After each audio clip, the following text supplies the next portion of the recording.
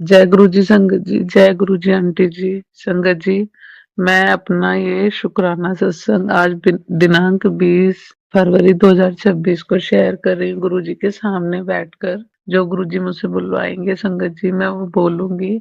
और संगत जी अगर मुझसे सत्संग बोलने में कोई गलती हो जाए तो गुरु जी संगत जी मुझे माफ करें।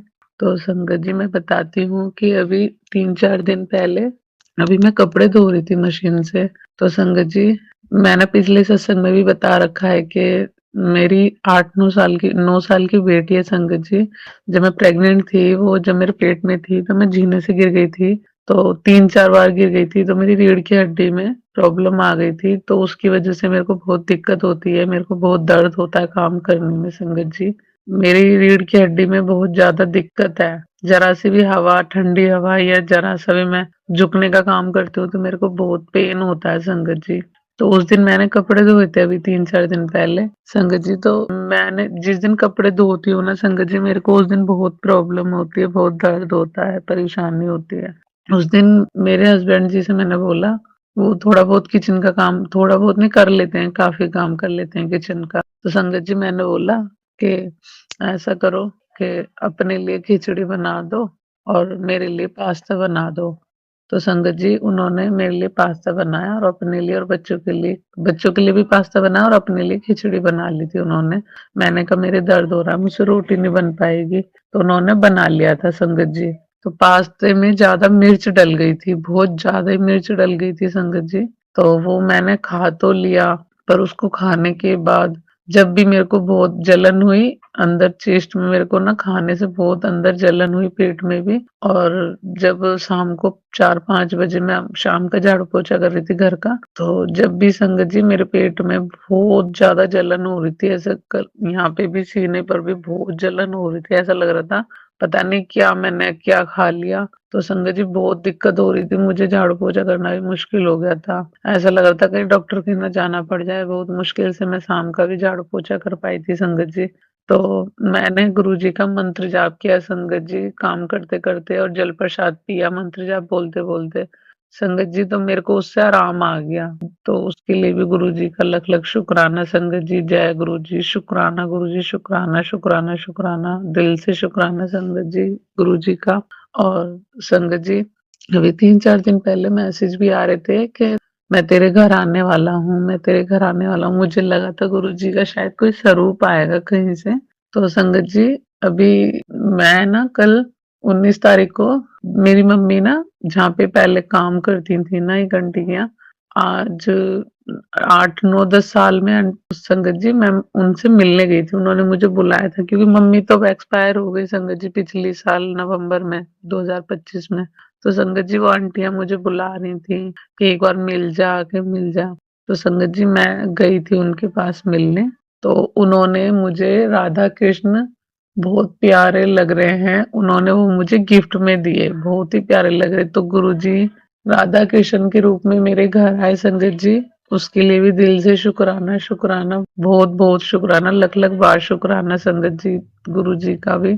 और संगत जी अब मैं आपके आगे और गुरुजी के आगे एक अरदास करूंगी, जो कि मैं संगत जी गुरुजी को और गुरुजी की संगत को ही अपना परिवार मानती हूँ, अपने दुख सुख का साथी मानती हूँ संगत जी। मैंने बहुत कुछ देख लिया संगत जी के इस दुनिया में, जिसके आगे भी अपना दुख बताओगे ना आप, वही आपका मजाक उड़ाएगा बाद में, सामने तो आपके सुन लेगा, वो सीधा बन के सच्चा बन के आपके सामने सुन लेगा, वो आपको ऐसे दिखाएगा कि वो आपके दुख में शामिल है। पर संगत जी मैंने बहुत लोगों को देखा है कि मैंने जिसके आगे भी अपना दुख बताया ना, उसने पीछे से मेरा मजाक ही उड़ाया है। तो संगत जी मैं आपको और गुरु जी को ही अपना परिवार मान के अपना दुख शेयर कर रही हूँ संगत जी।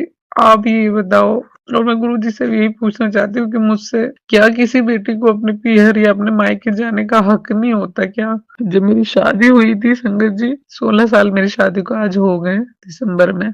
जब मेरी शादी हुई थी संगत जी, जब मेरी सास मुझ पे इतनी रोक टोक लगाती थी, कभी कुछ भी प्रोग्राम कुछ भी मेरे घर से फोन आता था तो मेरी सास मुझे भेजने को मना कर देती थी, जो कि वो ये चाहती थी कि बस मेरी बड़ी बहू तो बेड पे आराम करे और यही लगी रहे बस काम में, पूरा दिन मेरी रील बना के रखते थे संगत जी।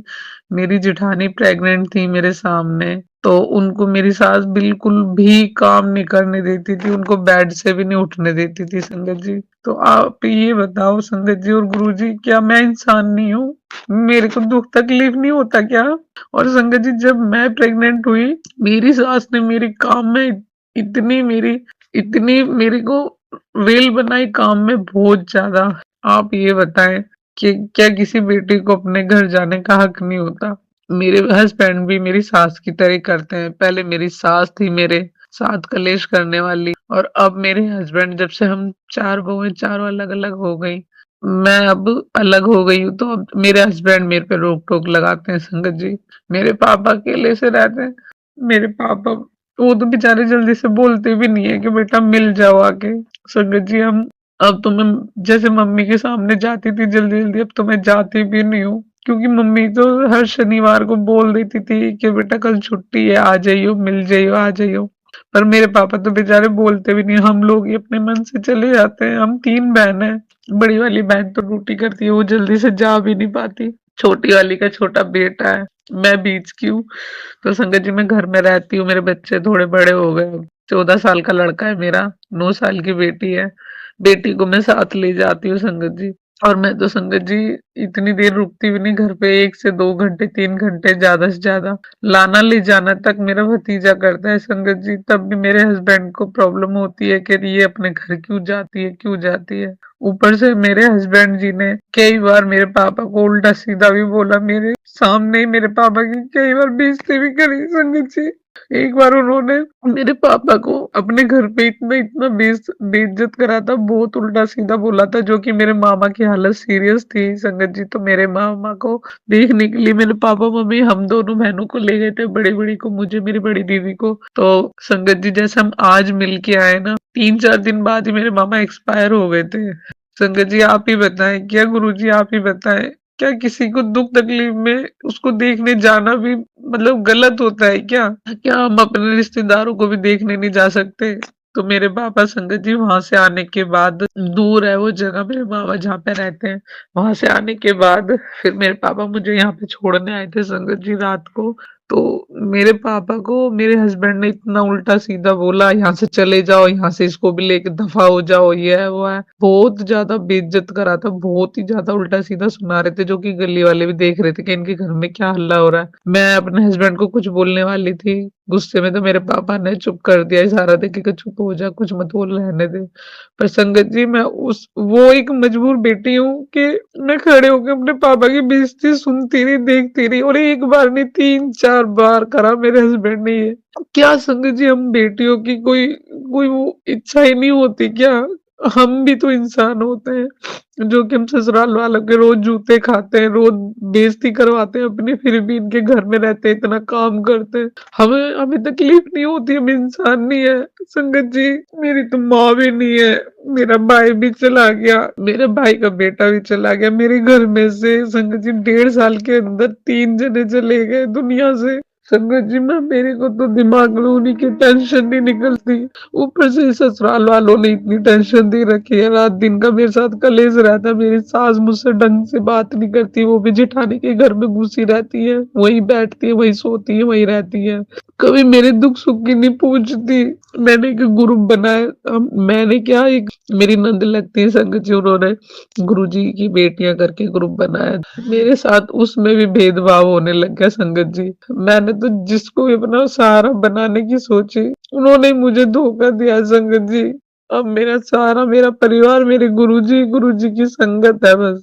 मुझे किसी के आगे अपना दुख सुख नहीं बताना संगत जी। संगत जी सॉरी, अगर मेरे से कुछ बोलने में गलती हो रही हो, सत्संग बोलने में कोई गलती हो रही हो, तो संगत जी मुझे माफ करें। पर संगत जी, मेरा दिल बहुत भारी हो रहा था, मेरा मन बहुत कर रहा था कि मैं गुरुजी के आगे, गुरुजी की संगत के आगे अपना दुख बांटूं। अब यही मेरा परिवार है, कुछ मेरे लिए अब मेरी गुरुजी की संगत है संगत जी। एक अरदास और है, जो मैं पिछले भी सत्संग में कई बार बोल चुकी हूँ कि वो मेरी फ्रेंड भी हैं और मेरे बेटे के दोस्त की मम्मी भी हैं। तो संगत जी, उनके लिए भी अरदास करें कि उनकी भी घर में छोटा बेबी दे दें गुरुजी, और उनके घर में छोटी संगत दे दें। उनके 2 बच्चे थे, दोनों एक्सपायर हो गए, उनकी बेटी बेटा, 14 साल का बेटा था और शायद 1-2 महीने की लड़की थी, वो संगत जी अब वो 1 साल मई में हो जाएगा उनके बेटे को गुजरे हुए।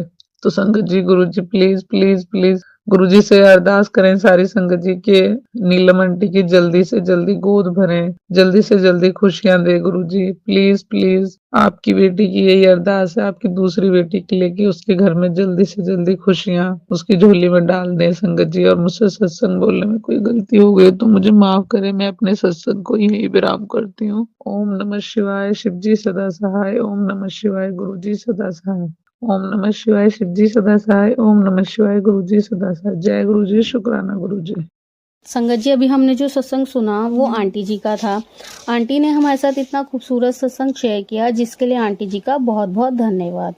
संगत जी, अगर आपको भी ये सत्संग अच्छा लगा हो तो मेरे चैनल को सब्सक्राइब करें, वीडियो को लाइक एंड शेयर जरूर करें, क्योंकि हम जितना ज़्यादा इस सत्संग को लाइक एंड शेयर करेंगे, ये सत्संग उतना ज़्यादा ही गुरुजी की और संगत के पास जाएगा, जिससे अगर किसी भी संगत के किसी भी सवाल का जवाब अगर इसमें होगा तो वो उन तक पहुंच जाएगा। इसी के साथ मैं अपनी वाणी को विराम देती हूँ और सारी संगत नू मेरा जय गुरु जी।